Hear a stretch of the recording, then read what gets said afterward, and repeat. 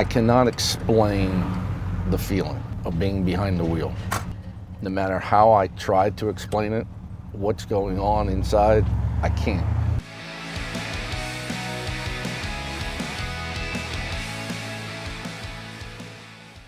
It's actually a 1957 Chevy 210 that over the years I've restored as far back as original as I can and turned it into a Bel Air. Oh, it's my dream car. Absolutely. Saw a picture of a 57 when I was in high school, and from that very moment I knew that was the car I wanted to have. Say about 85% of it is still either original or new old stock. The lines, the chrome. When Chevy designed this, they designed the perfect vehicle. I was driving home from work one day and drove right past the Faulkner used car lot on Harrisburg Pike. And there it was sitting on the corner. I knew immediately what it was. I got home. My wife and I have a son. He was 4.5 at the time. Told her, I said, I just saw my dream car. She said, okay. I said, I'm going to call about it. She said, no. So when he came home and he's jumping up and down, and I'm like, no. But it's my dream car. No. We had teenagers, we had a little kid, and a mortgage. And she smiled. So I got on the phone and I called my buddy who was a salesman over there at Faulkner's, and he knew nothing about it. Scott and Nick, my son, and I went out there to the car, and he said, go ahead, take it for a test drive, but there's no seatbelt, so you gotta leave Nick with me. I got in the car, she started right up, purred. And then he brought it to work, where I worked. Went inside, she comes downstairs and she said, did you buy it? Of course not yet. And she goes, go buy it. And I was just amazed. It was the best price ever. It was a gorgeous car. It was his dream car. And it was just instant love. So 57 had two colors, Colonial Cream and Coronado Yellow. Those were the two yellows that they had. This brings back an art form where you actually have to apply yourself, and you can't screw up. If you need to learn, you ask every question you can. You find anybody who knows anything about cars and you talk about it. What can be better than that? Most guys do a frame off. I didn't want to do that. I wanted to drive it. And whatever I could do that needed done, I did, but I drove it. And that was what was huge for me. And to his credit, before this, he had a Camaro, and he didn't work on cars.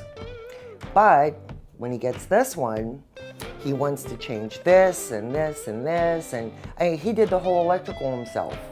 He's never done that before. And that's the coolest thing about a vintage car. It's always going to be a learning experience for you. And that's part of the fun of it, you know, being able to get in it and go. My son was 5 at the time, and I had the car jacked up in the garage, and I was working on the gas tank, and I thought I had the correct wrenches with me. Now, I didn't even know my son was in the garage. So I'm trying to get this wrench to fit, and none of them would fit. I said, damn, I got the wrong wrench. So I figured, well, I'll just keep trying to putz with it. Next thing I know, there's this tap on my shoulder, and here Nick comes over. He crawled underneath the car to give me the wrench that was on my workbench that I needed. And that was the start of him helping me out with this car. Ever since then, you know, anything that I've done with it, he's been there with me to help me. He's teaching Nick what he needs to know too, and they're bonding at the same time. It's a great feeling. It's the best feeling in the world. It really is. I'll take it over my 2014 truck, the wife's Suburban.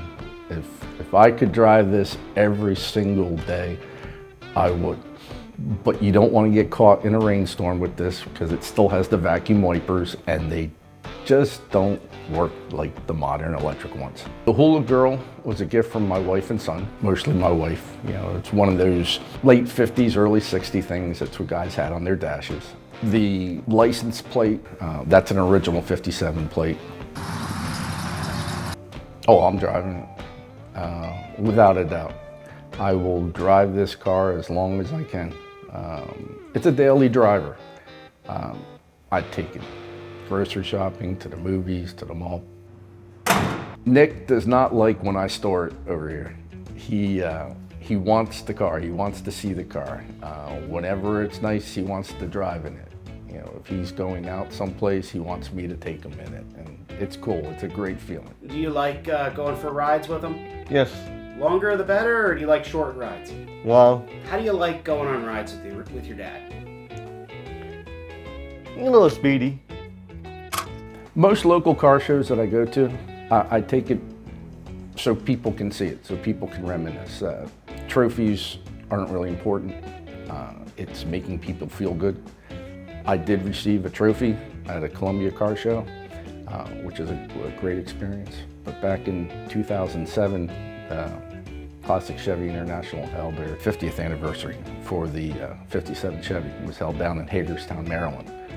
And I thought, well, I'm going to take it down there, meet a whole bunch of people, talk to people, learn. You know, that was my goal. And just see how the car would fit up against all these other people. These cars come from all over the world to these shows. There were 194 57s that were there that year. The judging is based on 1,000 points. Everyone gets 1,000 points, and then the points are deducted for things. It could be a scratch, could be wrong paint, tire size. I mean, they can be very, very picky at times. At the end of the show, they announced that this car right here got 913 points, and it just blew my mind. It got a silver award for that, and nothing will ever top that. I mean, that was the pinnacle of my car life. Thumbs up, wave, smiles, people roll their windows down.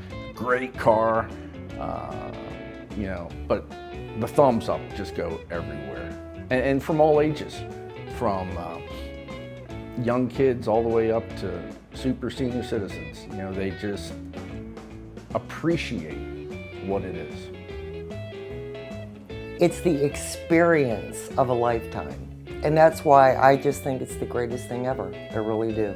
My wife made a sign for me. I can't quite remember how it went, but I think it was, there's nothing as close to heaven as driving a 57.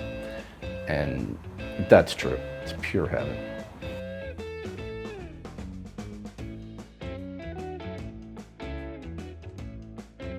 What's your favorite part about the car shows? Does he just want a trophy? That's, Saturday. yeah, Did you really? yeah. Congratulations. Well, thank you.